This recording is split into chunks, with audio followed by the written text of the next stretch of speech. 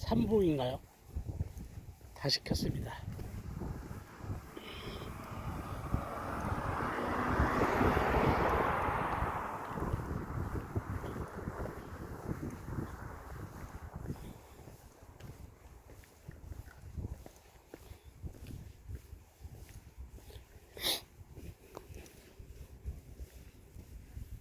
아까 2부에서 방송을 끄고 갔다가 18년 같이 살고 있던 앞집 이웃을 만났어요. 차를 열심히 닦고 있더라고요. 원래 부모님이 중국 사람이라 중국 식당을 크게 하고 있었는데, 그래서 식당 비즈니스를 잘 되냐고 물어봤더니 아버님 어머님이 너무 연로하셔가지고 식당을 닫았다고 하네요.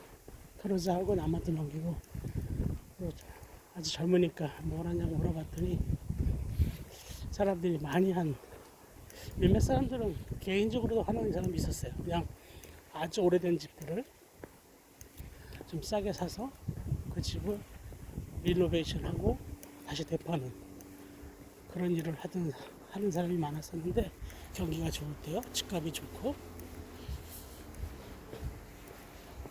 네.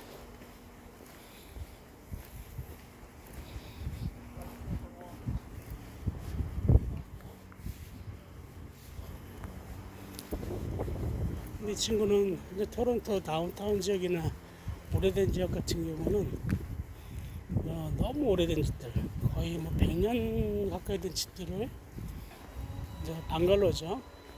근데 낯은 좀 크고 그런 집들을 사서 최근에는 새로 지어서 타운하우스를 지어서, 방갈로 하나지만 땅이 넓으니까 거기에다가 타운하우스를 뭐 4개 집이 들어가는 거라든지 2개 세미 형식으로 그렇게 해서 집을 하는 사업을 친구들 3명하고 같이 한다네요.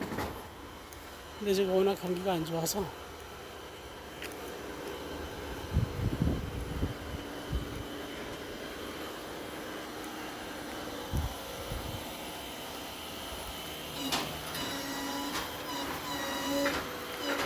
죄송해요. 지금 옆에 경찰차가 무슨 이유인지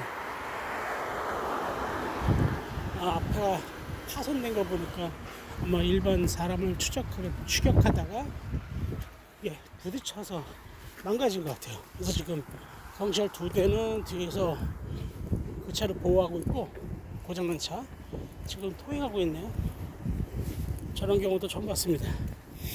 다시 돌아와서 지금 4명, 총 4명이서 다운타운에 있는 그런 낯이 넓은 곳만 사는 것 같아요. 그래야 돈이 되니까. 사서 짓고 있다고 그림을 보여주더라고, 사진을.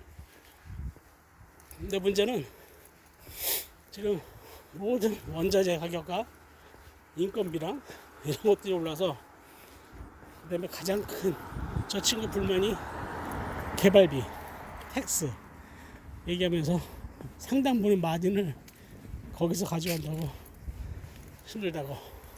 뭐 사업하는 사람이 누구나 다 항상 힘들다고, 물론 힘들 수도 있지만 얘기를 하네요. 좋았을 때, 경기가 좋았을 때는 그런 새로 리노베이션 하거나 새로 빌드업해서 재건축해서 장사하는 것들이 괜찮았었는데 좀 어려운가 봐요. 또 하나 얘기 들은 거는, 가장 큰 문제는 다운타운에 한 4년 5년 전에 개발하고 운영했던 집들이 클로징이 되지 못해서, 왜냐면 클로징을 해야 되는데 몰기지를 은행에서 주지 않는 거예요. 그러다 보니까 문제가 발생돼서 건설회사들과 법적 투쟁까지 지금 하고 있다. 많은 케이스가 한다는데, 만약 입주를 못하게 되면은 계약금만 포기하는 게 아니라, 여기서는 건설회사에서 개인에게 그 랏에 대해서 홀딩했던, 그다음에 은행에서 몰기지 받았던, 개발 몰기지 받았던 거, 개발비, 광고비, 모든 법률비까지 다 포함해서 그렇게 해서 손해배상 청구한다고 하더라고. 뭐 자세히 모르겠지만 예를 들어서 뭐 한 6억짜리 콘도다, 심한 경우는 10몇 억까지 돈 달라고 법정 서류가 날라온다고 하더라고. 그래서 그게 지금 문제가 좀 크다 그러던데, 그런 분들이 지금 여기도 지금 있는 것 같아요. 또 하나 저 친구한테 얻은 정보로는, 여기는 한국 같은 경우는 전세나 월세, 전세나 월세, 특히 전세 받은 사람들이 전세금을 못 받아가지고 많은 문제가 있었는데, 여기는 약자를 보호하는 그런 법이 강해서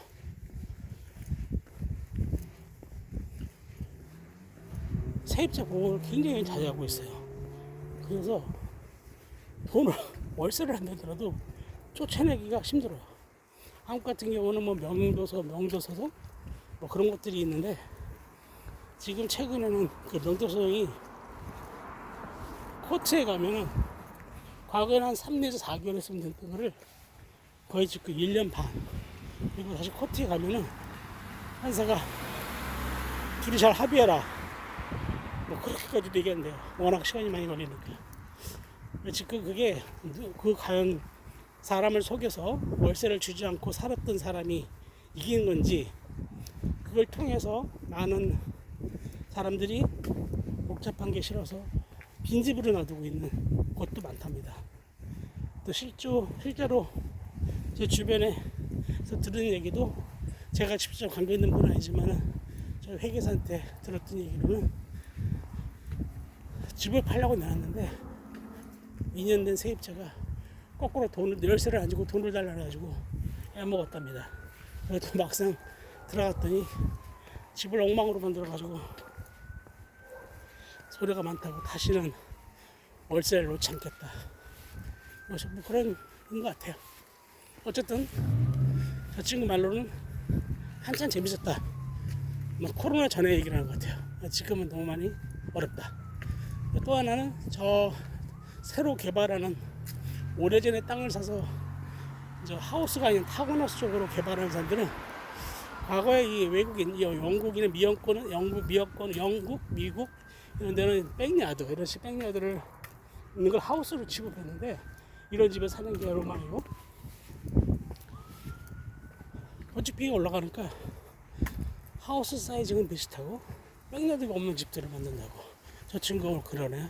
근데 실상 제가 봐도 이 주변에 많은 집들이 타운하우스들이죠. 그러니까 일반 하우스 말고 백야드가 없이, 백야드 있을 부분에 가라지가 있어요.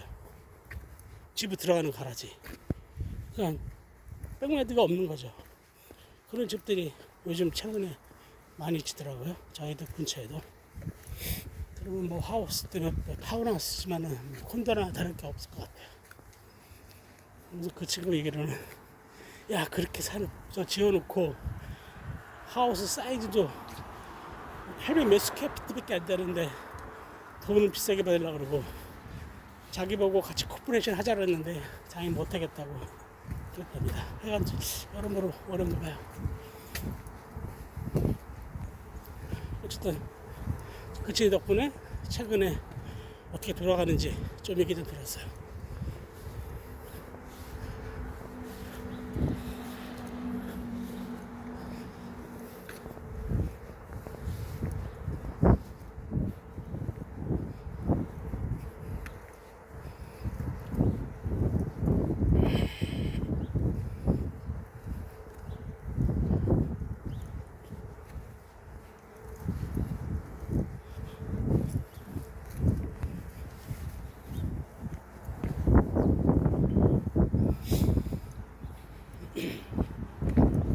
앞에 차도가 있는데 차도는 너무 시끄럽고, 이 도로는 끝에 도로기 때문에 차가 거의 안 다녀요.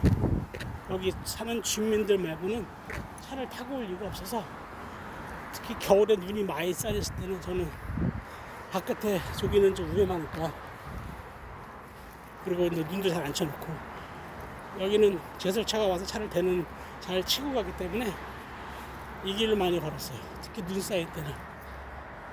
이렇게 동네들이 한적합니다.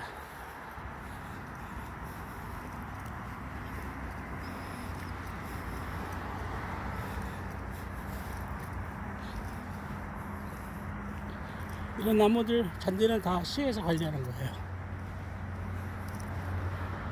이 집은 보트도 있습니다. 좋네요. 저런 식으로 이제 집을 매매하는 사람들은 저렇게 간판을 걸어놔요. 리얼터 부동산. 여기 부동산은 한국에서는 내가 집을 파고 싶다 그러면 이 집 저 집 부동산에 다 내놔도 되는데 여기는 단독 계약으로 하게 해야 돼요. 그래서 한 리얼터하고 같이 협의하고 어떻게 팔 건지 어떻게 살 건지 의논하고 그 사람이 전담으로 하고 있습니다. 요 집은 두 집이 묶여있는 쌤이라는 하우스예요. 문이 다르죠? 두 개입니다. 여기 쌤입니다. 이런 식으로 간판이 있어요. 이 동네는 다 쌤이에요. 저 앞에만 디테치 하우스고, 또 저기는 이제 콘도. 저 작은 게 콘도형 타운하우스. 저게 이제 주차장이 없어요. 공용 주차장으로 쓰는 거죠. 집 형태가 그렇게 되어 있습니다. 이런 집은 한 3,500, 3,400 스퀘어피트? 그러면 한국 평형으로 계산을 해봐야겠지만 계산기로 약 한 120평에서 그 사이 아닐까 생각합니다. 어쨌든 계속 걸어야 되는데 오늘 일단 시범 방송이고 여기까지 해보고 다음에 만약 실제 방송하게 되면은 한번 해보겠습니다. 감사합니다.